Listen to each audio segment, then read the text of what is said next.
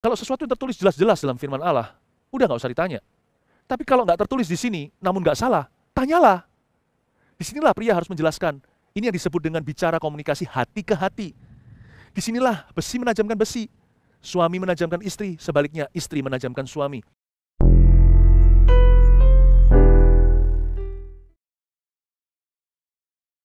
Saya hari ini ingin membawa sebuah pesan Tuhan yang berjudul begini, Anda bisa catat. Bagaimana seharusnya tunduk kepada suami. Ya, catat, bagaimana seharusnya tunduk kepada suami. Kolose pasal yang ketiga ayat 18. Mari kita buka hubungan antara anggota-anggota rumah tangga.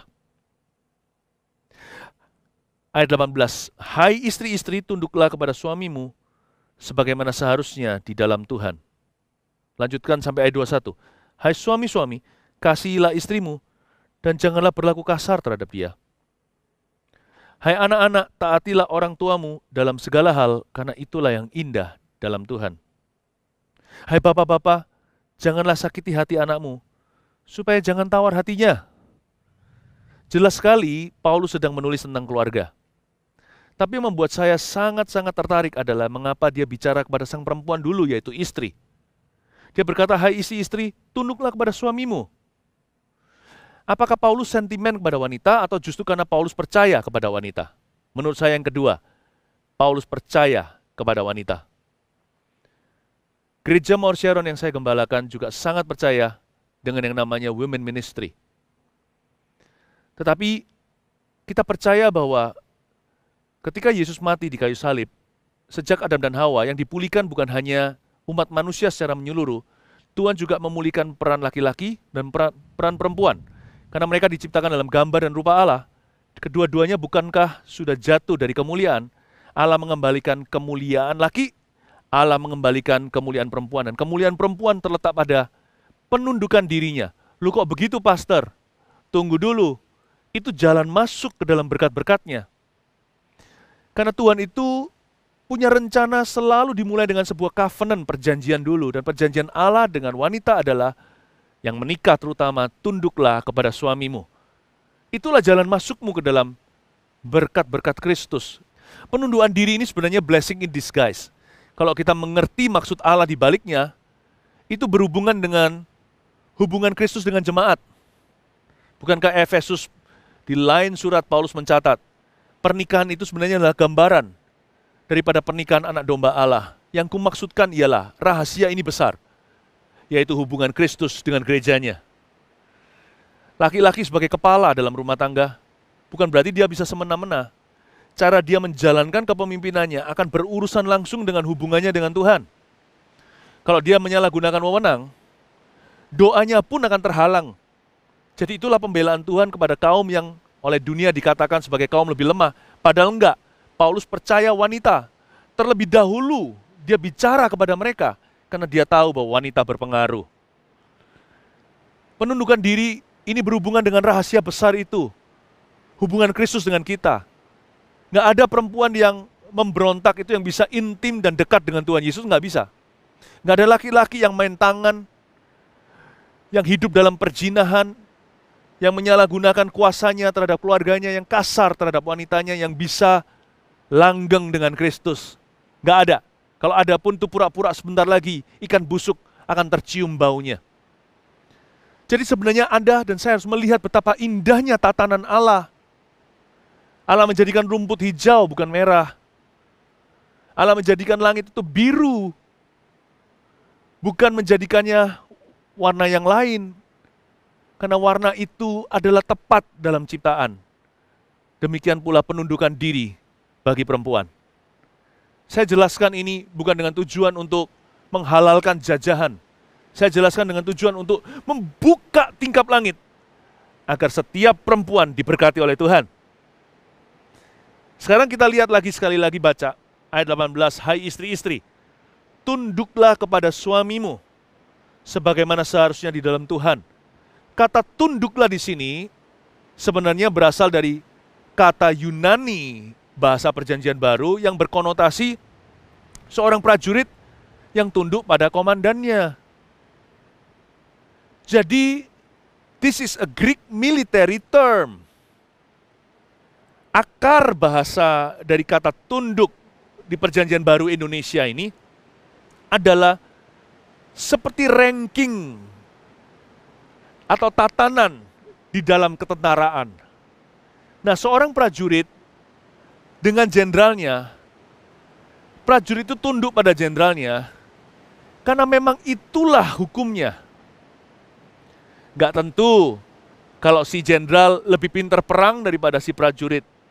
Bisa-bisa si prajurit itu lebih pandai di lapangan. Karena jenderal mungkin sudah berada di dalam office atau kantornya sekian lama. Tapi prajurit setiap hari latihan di lapangan, di bawah terik matahari. Jadi seorang prajurit tunduk sama komandannya, nggak tentu karena komandannya lebih pintar perang.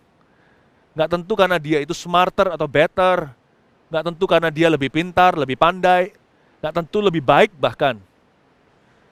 Seorang istri tunduk pada suami juga nggak tentu karena suaminya itu layak untuk ditundukin. Karena nggak semua suami adalah suami yang baik.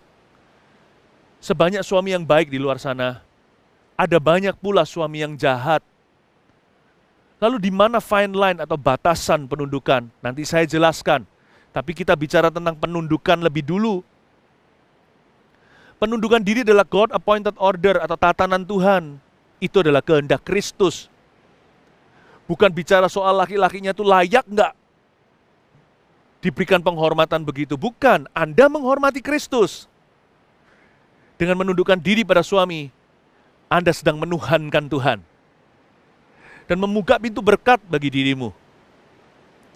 Nah, menjadi seorang istri yang tunduk pada suami itu berarti menjadi bagian daripada tim di dalam keluarga. Penundukan diri itu bagian dari teamwork. Submission di sini bukan berarti seperti jajahan. Ini koloni, ini negara yang dijajahnya, ini tunduk sama pemerintahannya. Bukan. Yang disebut penundukan diri itu artinya seperti kesebelasan. Ada kaptennya bukan? Kaptennya yang memberi aba-aba. Atau seperti satu kelompok tim basketball. Ada coach atau ada pelatihnya. Pelatih itu adalah pemimpinnya. Bukan berarti bahwa dia satu-satunya yang penting. Coba bayangkan sang kapten kesebelasan itu bisa bermain sendiri. Yang 10 lainnya ngambek. Mereka nggak turun lapangan, kembali ke locker. Itu nggak akan menang, tak peduli kalau dia adalah Maradona. Demikian juga kapten itu adalah bagian dari tim. Tetapi tetap dialah kaptennya. Istri tunduklah pada suami, bukan berarti Anda tidak setara, tapi berarti Anda dan suami adalah tim dan Tuhan telah memilih sang laki-laki sebagai pemimpinnya. Tapi Pastor Philip, tidak semua laki-laki bisa mimpin. Suamiku itu jelas-jelas bukan pemimpin dalam rumah tangga kami. Hidupnya nggak keruan, kata-katanya kasar, tidak bertanggung jawab. Oke, tunggu dulu ya. Saya jelaskan satu persatu. Tapi puji Tuhan kalau Anda punya suami yang baik. Jangan banding-bandingkan dengan suami orang. Asal dia bertanggung jawab dengan hidupnya, mengasihi keluarganya dan bertanggung jawab pula. Oh, itu berkat yang tiada duanya. Tapi jaga-jaga kalau ada di sini yang berkata, suamiku tidak layak untuk menerima penundukan diriku. Apa-apaan itu? Mari kita uji kembali. Jangan-jangan sekalipun suami Anda salah, Anda juga salah di depan Tuhan dengan attitude atau sikap hati begitu. Kalau mau menjadi seorang wanita yang berkenan, ya dimulai dengan peran sendiri-sendiri. Jangan otak-atik orang lain dulu. Orang lain gimana urusan dia dengan Tuhan. Anda hanya bisa ingatkan, maksimal tegur dia dengan kasih. Lebih dari itu hanya Roh Kudus bisa ubah. Tapi kalau Anda sendiri, itu pilihan pribadi. Karena itu jangan salah di hadapan Tuhan. Nah, menjadi seorang istri yang tunduk kepada suami, itu juga ada perlindungan Tuhan. Maka ayatnya bunyinya begini sekali lagi. Hai istri-istri, tunduklah kepada suamimu, sebagaimana seharusnya di dalam Tuhan. Ini indah, sebagaimana seharusnya di dalam Tuhan. Makanya saya kasih judul sharing saya hari ini, bagaimana seharusnya tunduk kepada suami. Ini jawabannya. Tunduklah kepada suamimu, hai istri, sebagaimana seharusnya di dalam Tuhan. Bahasa Inggrisnya begini, tunduklah, hai istri-istri, kepada suamimu, as it is fitting to the Lord. Anda pernah fitting enggak? Kalau kita pergi ke satu toko swalayan atau ke sebuah department store begitu, lalu kita beli baju, ada tempat untuk mencoba pakaian, masuk ke dalam, kita fitting dulu. Cocok nggak jas ini atau celana atau hem ini? Kita fitting. Nah, kalau itu pas, kita baru beli. Kalau sudah sesuai dengan selera. Penundukan diri itu bukan fitting to you, tapi fitting to the Lord. Itu bukan pas dengan dirimu, tapi pas dengan Tuhanmu. Jadi, tidak ada hubungan dengan aku ini bukan wanita yang gampang tunduk sama pria. Aku bukanlah tipe submissive atau submissive type. Aku ini loh, bahkan penghasilanku lebih besar dari suamiku. Apa-apa aku yang mutusi dalam keluarga. Jangan-jangan istri dominan. Nggak apa-apa kepribadiannya kuat. Tapi dominan itu beda, nggak ada hubungan dengan strong personality. Dominan itu lebih kepada meremehkan dan merasa diri lebih baik, merasa lebih pintar. Lebih baik, lebih pintar beneran, bukan merasa lebih pintar. Sebab Tuhan tidak cari orang pintar, Tuhan cari orang yang taat dalam keluarga untuk memulai pemulihan jikalau keluarga itu berantakan. Dan jikalau keluarga itu baik-baik, Tuhan cari orang yang taat untuk menambah berkat. Jadi bukan fitting dengan Anda. Jangan sampai kerajaan Allah itu dicocokkan dengan dirimu. Anda dan saya harus mencocokkan diri dengan standar Allah. It is fitting to the Lord. Nggak ada hubungannya dengan wanita yang kuat personalitinya, bukan tipe yang menundukkan diri, bukan. Tapi ini Christian duty. Inilah tanggung jawab kekristenan bagi setiap wanita yang menikah. Ini tidak ada hubungannya dengan perasaan Anda. Ini adalah kehendak Allah. It is fitting to the Lord itu artinya, it's about being a follower of Christ. Ini semua berhubungan langsung dengan bagaimana seorang perempuan menjadi seorang pengikut Kristus di dalam rumahnya. Itu maksudnya, sebagaimana seharusnya di dalam Tuhan. Tapi kata sebagaimana seharusnya ini juga memberikan awasan, sehingga suami tidak bisa semena-mena atau melakukan sesuatu yang melanggar firman Tuhan. Dan tidak bisa menggunakan wewenangnya untuk menyuruh istrinya berdosa. Makanya, hai istri tunduklah sebagaimana seharusnya. Bukan sebagaimana seharusnya menurut perasaanmu. Nanti berdebat terus. Suaminya ngomong A, selalu dia bantah. Suaminya mau begitu, dia selalu lawan arah. Sebagaimana seharusnya, tidak berhenti di sana. Sebagaimana seharusnya di dalam Tuhan. Di dalam Tuhan itu ada hal-hal yang tertulis di dalam Alkitab. Yang itu sudah nggak perlu didebat. Yang gituan, udah nggak usah negosiasi, nggak usah tawar-menawar. Apa yang bisa tunduk, tunduklah. Tetapi hal-hal area-area yang abu-abu nggak tentu salah. Sesuatu sifatnya kebijakan, itu bisa diskusi sih. Suami istri itu bukan hierarki, tetapi teamwork. Yang disebut menundukkan diri sang wanita pada laki-laki, itu bukan berarti menundukkan diri seperti jajahan, seperti saya katakan tadi. Tapi lebih seperti tim kesebelasan atau sebagai teamwork dalam keluarga. Ada area diskusi. Tetapi ujungnya, izinkan sang suami yang ketok palu. Sang istri bisa memberi masukan dengan roh lemah lembut. Kadang-kadang pendapat sang istri lebih benar loh. Tunduk itu bukan berarti yes man. Tunduk itu berarti aku timmu, dear suami. Hai suamiku, aku timmu. Aku tim yang paling kau bisa percayai. Bangun kepercayaan untuk antara Anda berdua. Dan ada apa-apa diskusi, bisa jadi nanti keputusan yang diambil adalah ke arah pendapat atau opini atau cara pandang sang istri. Tapi tetap kasihlah hak wewenang untuk bisa mengetok palunya pada sang suami. Kadang-kadang sang istri jauh lebih objektif di dalam beberapa perkara. Karena wanita lebih detil sifatnya. Tetapi tidak boleh istri itu bypass laki-lakinya, main putusin sendiri. Apalagi yang menyahuti ular. Kesalahan Hawa adalah dia tidak izinkan Adam yang berbicara kepada si ular tua. Dia bypass dan dia sauti sendiri. Disitulah kejatuhan dimulai. Sekalipun Anda lebih smart, mungkin ada wanita yang jauh lebih kuat. Perempuan yang lebih objektif, penghasilan pun bisa lebih besar. Wanita tetap diciptakan sebagai perempuan. Pria tetap diciptakan sebagai laki-laki. Beda peran. Kalau kita mau melihat berkat Tuhan, tidak boleh melanggar hukum-hukum Allah. Apalagi dalam rumah tangga, damai sejahtera anak-anak kita.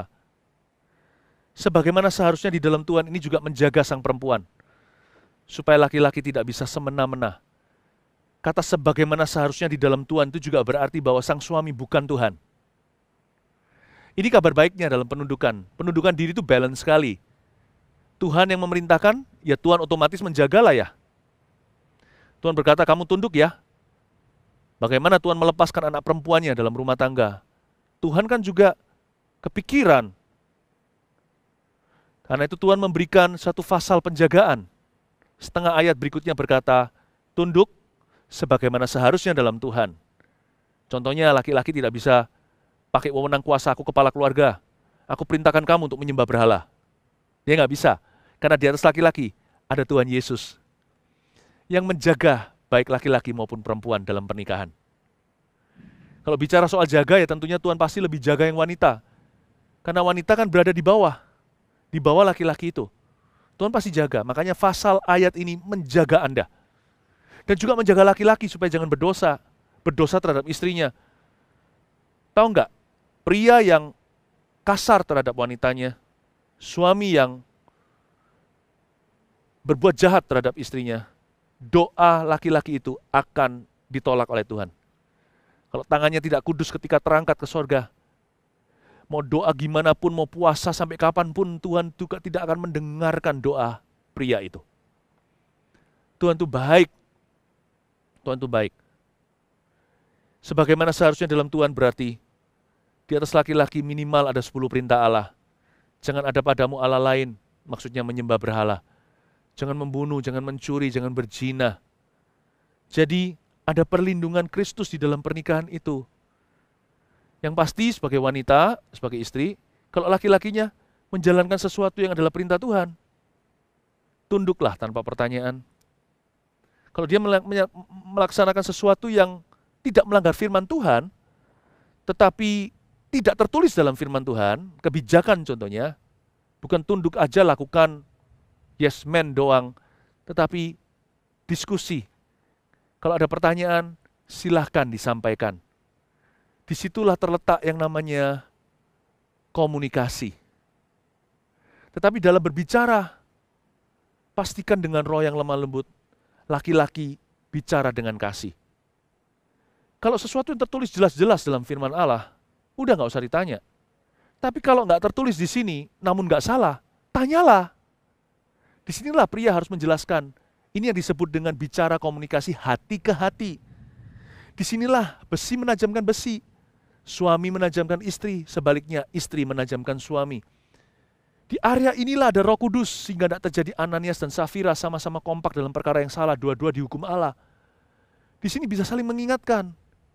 Digodok sama-sama itu keputusan, meskipun akhirnya keputusan itu dilabelkan dengan namanya Adam. Lihat, meskipun Hawa yang mengambil keputusan, tetap Alkitab mengatakan Adamlah yang jatuh dalam dosa. Sebab Adamlah penanggung jawabnya dalam keluarga. Karena itu, wanita boleh punya sikap hati yang punya kepribadian yang kuat, maksud saya. Wanita bisa punya pikiran brilian. Tapi ingatlah, Allah akan meminta pertanggungjawaban dari suamimu. Karena itu jangan bypass dia. Jangan menjadi wanita dominan. Jadilah wanita yang kuat, bukan wanita yang dominan. Tapi jadi laki-laki juga sebaliknya, kalau ada pria yang mendengarkan saya. Jangan jadi pria yang lempar tanggung jawab. Semua suruh perempuan, nanti setelah itu kalau dia salah, kita salahkan dia seperti Adam. Yang dia lakukan kepada Hawa, itu loh perempuan yang kau taruh di sampingku. Dia cuci tangan, lalu salah-salahkan, menjadi seorang blaming husband, nothing worse than that. Tidak ada yang lebih parah, tidak ada yang lebih payah daripada itu. Sebagaimana seharusnya di dalam Tuhan ini super indah. Ini tidak menceritakan tentang limit atau extent penundukan diri. Lebih kepada motif. Motivasi penundukan diri itu apa sebagaimana seharusnya? Motivasi penundukan diri bagi seorang wanita itu adalah karena dia tahu dia adalah putrinya Bapa di sorga. Dia menundukkan diri itu karena dia tahu bahwa dia adalah seorang istri yang takut akan Allah. Itu adalah tanggung jawabnya, itulah discipleship atau pemuritan Kristus dalam dirinya. Itu Christian duty atau tanggung jawab kekristenannya di dalam rumah tangga. Tetapi tetap ya, sekali lagi saya kasih 3 aja, awas-awas sebagaimana seharusnya dalam Tuhan ini. Saya kasih 3 perkecualian yang hati-hati. Kenapa saya bilang pengecualian yang hati-hati? Karena kalau nggak hati-hati segala sesuatu perkecualian nanti. Kalau memang hati memberontak ya apapun juga dihalalkan. Segala cara ditempuh. Pokoknya merasa diri benar deh selalu. Pokoknya suami selalu dibantah. Kalau istri sudah tidak mau tunduk ya, apapun juga suami akan salah. Itulah sebabnya saya sebut ada 3 perkecualian yang hati-hati. Please be careful. Exception ini sesuatu yang prinsip, bukan sesuatu yang sifatnya direkayasa. Yang pertama, penundukan diri itu diperkecualikan apabila 1, sang suami menyuruh istri untuk berbuat dosa. Anda berhak berkata tidak, itu bukan berarti Anda tidak menundukkan diri, tapi suaminya tersesat dalam hal ini. Kalau sang suami suruh Anda menyembah berhala, kamu mau benci saya ya nggak apa-apa, aku tidak akan benci kamu, tapi aku tidak akan menyembah berhala seperti yang kau suruh. Karena ingat ya, sebagaimana seharusnya di dalam Tuhan, itu berarti di atas kedua orang sepasang suami istri itu ada 10 perintah Allah. Yang itu sudah nggak bisa negosiasi. Jelas-jelas tertulis, jangan. Perkecualian yang hati-hati. Nomor 2 adalah, jikalau sang suami gila atau tidak waras, insane maksudnya, sakit jiwa, maka menjadi pasien dia. Atau under influence atau di bawah pengaruh narkoba. Atau mungkin sedang mabuk berat secara alkohol. Lalu ngomongnya ngawur. Nah, wanita dalam konteks seperti itu harus bisa melindungi diri dan anak-anaknya. Dan yang ketiga tentunya, jikalau sang suami berada di dalam sebuah hubungan atau di dalam suatu hubungan perzinahan. Dalam kondisi seperti itu, timbanglah setiap keputusan suami. Karena orang yang sudah kena Delilah, udah kabur semua keputusan objektifnya. Bukan berarti Anda tidak menundukkan diri, tetapi lebih ekstra hati-hati. Perkecualian ini perkecualian yang khusus, perkecualian yang hati-hati. Anda harus timbang-timbang bahwa suami Anda sudah membangkang dari Tuhan. Dan dalam kehidupan dosa yang disengaja, a life of sin, pasti ada banyak keputusannya diliputi kuasa gelap. Kalau seperti ini Anda harus doakan. Zaman di mana laki-laki dirusak oleh setan di mana-mana, kalau Anda punya suami yang takut akan Tuhan, kalau Anda punya suami yang bisa mengasihi Anda dan komitmen sama Anda, dan komitmen kepada keluarga, sekalipun dia nggak kaya raya, nggak selalu sukses pekerjaannya, belajar untuk super kamsyah, untuk berterima kasih dan bersyukur tiap hari kepada Tuhan, karena itu anugerah tiada duanya. Saya juga ingin beritahu kepada yang masih bujangan, yang wanita, perempuan yang bujangan, kalau Anda cari seorang pasangan hidup, jangan cari pria yang sekedar atraktif atau yang ganteng menarik hati. Jangan cari laki-laki yang wealthy atau cari kekayaannya. Atau cari yang romantik, bukan hanya yang atraktif. Tapi carilah seorang pria yang Anda bisa respect hidupnya. Itu penting sekali. Karena itu cikal bakal nanti destiny Anda sebagai istri yang takut akan Tuhan, agar Anda bisa dengan mudah menundukkan diri kepadanya. Cari pria yang Anda bisa lihat hidupnya, dan Anda berkata, aku bisa respect laki-laki ini. Praktekkan penundukan diri bukan karena terpaksa. Praktekkan penundukan diri karena kasih. Rahasia ini besar. Hubungan Kristus dengan jemaatnya. Rahasia ini besar. Hubungan Kristus dengan kita. God bless you ladies. Tuhan mengasihimu, saudara-saudara perempuan di dalam Tuhan.